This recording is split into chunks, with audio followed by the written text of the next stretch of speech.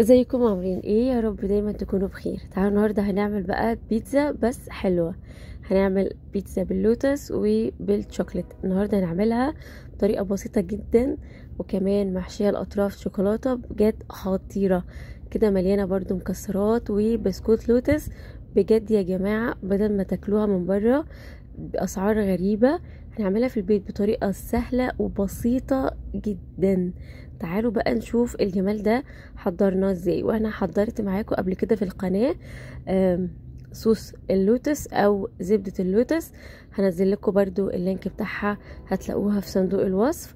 بصوا يا جماعة بجد خطيرة، الاطراف محشية شوكليت، وهي كمان عجينة البيتزا بتاعتنا النهاردة مقرمشة بطريقة مش طبيعية، وطعمها بجد رهيب.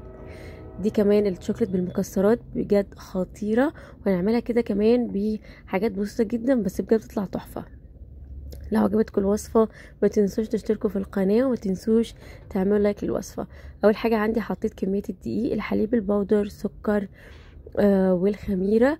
وعلى فكرة دي نفس العجينة اللي احنا عملناها للبيتزا بصوص الرانش، بس انا حبيت اعيدها لكم تاني. حطيت كل المكونات على بعض، برضو اكتبها لكم بالتفصيل في صندوق الوصف.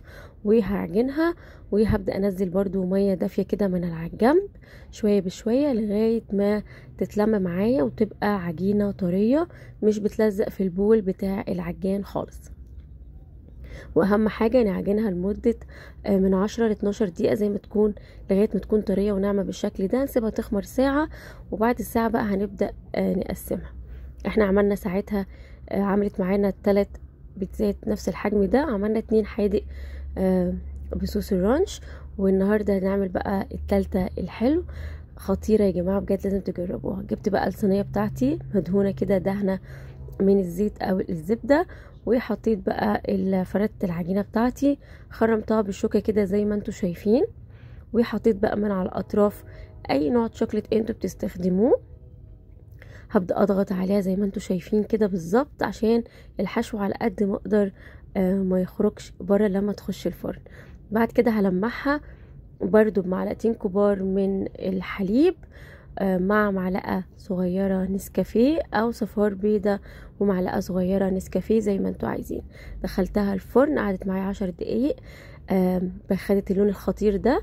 وبعد كده هنحط بقى نصها زبدة اللوتس. انا قلت لكم ان انا محضره معاكم في القناه، خطيره يا جماعه، حرفيا طعمها زي بتاعه المحلات والجاهزه بالظبط. هنحط بقى نصها لوتس كده زي ما انتوا شايفين، والنص التاني هنحط ده شوكليت، دي شوكولاتة مطبخ او اي نوع شوكليت انتوا بتستخدموه، مدوبينها مع حليب. برضو اكتب لكم المقادير بتاعتها في صندوق الوصف، او ممكن تكون شوكليت انتوا بتستخدموها اللي هي السبريد. حطينا بقى نص الشوكليت السبريد كده عليه مكسرات، ونص اللوتس حطينا بسكوت لوتس، طحنا كده بسكوت لوتس كده ناعم. يا جماعة بجد خطيرة.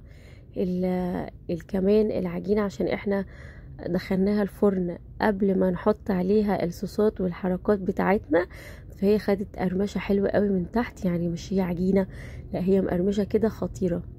كمان بقى الاضافات اللي احنا حطيناها على الوش بجد رهيبة، اللوتس مع الشوكليت والبسكوت والمكسرات. بجد يا جماعة وهم طعمها حلو قوي. بنعملها في البيت بطريقة بسيطة وبقلل تكاليف، بره بناكلها بأسعار غريبة وبتطلع بجد خطيرة. اعتمدوا الوصفة دي هتعجبكم جدا ان شاء الله، بجد رائعة. اتمنى بجد تعجبكم الوصفة، اتمنى تشتركوا في القناة لو عجبتكم الوصفة، وما تنسوش اللايك، واشوفكم على خير في فيديو جديد.